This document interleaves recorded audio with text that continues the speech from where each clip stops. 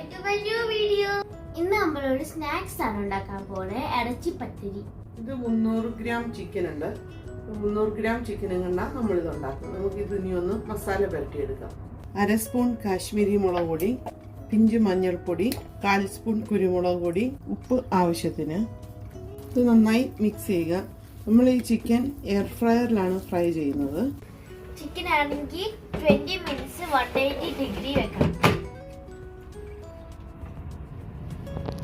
1.5 cup ജീരകശാല കൈമ rice ഇല്ലേ, അതാണ്. നമ്മുടെ ഇന്ത്യ ഗേറ്റ് ഒന്നും അത്ര നന്നാവത്തില്ല. പച്ചിരി പിന്നെ കുഴപ്പമില്ല, എന്നാൽ ഏറ്റവും നല്ലത് ഈ ജീരകശാല കൈമ റൈസാണ്. അത് 1.5 കപ്പ് അരി ഞാൻ 3 മണിക്കൂർ കുതിർത്തതാണ്. അത് നമുക്ക് മിക്സിയിലോട്ട് ഇട്ട് കൊടുക്കാം. 3/4 കപ്പ് തേങ്ങ ചിരകിയത്, 1.5 ഗ്ലാസ് അരിക്ക് 3/4 കപ്പ് തേങ്ങ, മുട്ട പൊട്ടിച്ചത്, ആവശ്യത്തിനുള്ള ഉപ്പിട്ട് കൊടുക്കാം. നമ്മളിത് ഒരു 1/2 ഗ്ലാസ് വെള്ളം ഒഴിച്ച്, പച്ചവെള്ളമാണ്, നല്ലതായിട്ട് അരച്ചെടുക്കാവേ. നമ്മുടെ മാവ് ഇപ്പം നല്ലതായിട്ട് അരഞ്ഞിട്ടുണ്ട്. നമുക്കൊരു പാത്രത്തിലോട്ട് ഒഴിക്കാം. ഈ ലൂസി വേണം എടുക്കാനേ. ഈ സമയത്ത് നമ്മൾ ഇതിൻ്റെ ഉപ്പൊക്കെ ചെക്ക് ചെയ്തിട്ട് നമുക്കിത് മാറ്റി വെക്കാം. നമുക്ക് ഇനി അതിന് വേണ്ടി ഒരു മസാല തയ്യാറാക്കാം. നമ്മൾ എയർ ഫ്രയറിൽ ഫ്രൈ ചെയ്ത ചിക്കനാണിത്. ഇത് നമുക്ക് ഒരു ചോപ്പറിലിട്ട് ഒന്ന് ചെറുതായിട്ട് പൊടിച്ചെടുക്കാം. ഞാൻ ചെറുതായിട്ടൊന്ന് പൊടിച്ചെടുത്തിട്ടുണ്ട്. ഒരു പാൻ ചൂടായിട്ടുണ്ട്. അതിലോട്ട് നമുക്ക് 1 സ്പൂൺ ഓയിൽ ഒഴിച്ചു കൊടുക്കാം. ഇതിലേക്ക് നമ്മൾ ചെറിയ 2 സവാള പൊടിയായിട്ട് അരിഞ്ഞതാണ്. മസാലയ്ക്ക് ആവശ്യമായി ഉപ്പിട്ട് കൊടുക്കാം. നമ്മൾ ചിക്കനകത്ത് ഉപ്പിട്ടിട്ടുണ്ട്. ഇനി ഇതിലേക്ക് 3 പച്ചമുളക് വട്ടത്തിലരിഞ്ഞത്, അതുപോലെ 3 അല്ലി വെളുത്തുള്ളി വട്ടത്തിലരിഞ്ഞത്. നമ്മുടെ സവാള ഇപ്പം നന്നായിട്ട് വഴന്നിട്ടുണ്ട്. ഇനി ഇതിലേക്ക് നമുക്ക് പൊടിച്ചു വെച്ച ചിക്കൻ ഇട്ട് കൊടുക്കാം. ചിക്കനും സവാളയും എല്ലാം കൂടെ നമുക്ക് നന്നായിട്ട് മിക്സ് ചെയ്യാം. ഇനി ഇതിലേക്ക് നമുക്ക് ചിക്കൻ മസാല ഇട്ട് കൊടുക്കാം. ഒരു പിഞ്ച് ഗരം മസാല, നന്നായിട്ട് മിക്സ് ചെയ്യാം. ഇനി നമുക്കിതിലോട്ട് പൊടിയായിട്ട് അരിഞ്ഞു വെച്ച മല്ലിയില. നമ്മുടെ മസാല ഇപ്പം റെഡി ആയിട്ടുണ്ട്. നമുക്കിനി സ്റ്റൗ ഓഫ് ചെയ്യാം. നമുക്കിത് സ്റ്റീം ചെയ്തെടുക്കാം. ഞാനിപ്പോൾ ഇത് ഇഡലിത്തട്ടിലാണ് ചെയ്യുന്നത്. ഇഡലിത്തട്ട് നമുക്കൊന്ന് നെയ്യും കൊണ്ടൊന്ന് ബ്രഷ് ചെയ്ത് കൊടുക്കാം.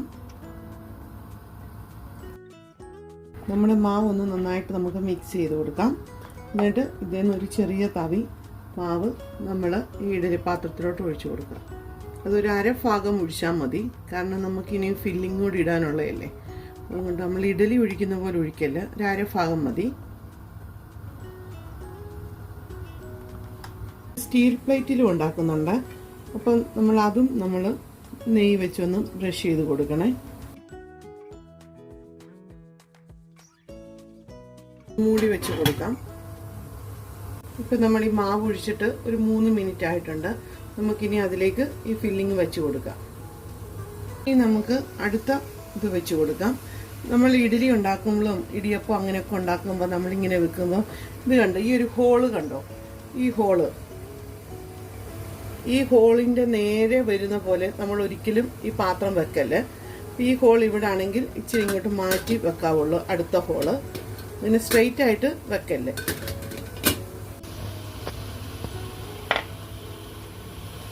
ഇനി ഇതിലോട്ടും ഈ ഫില്ലിംഗ് വെച്ച് കൊടുക്കാം.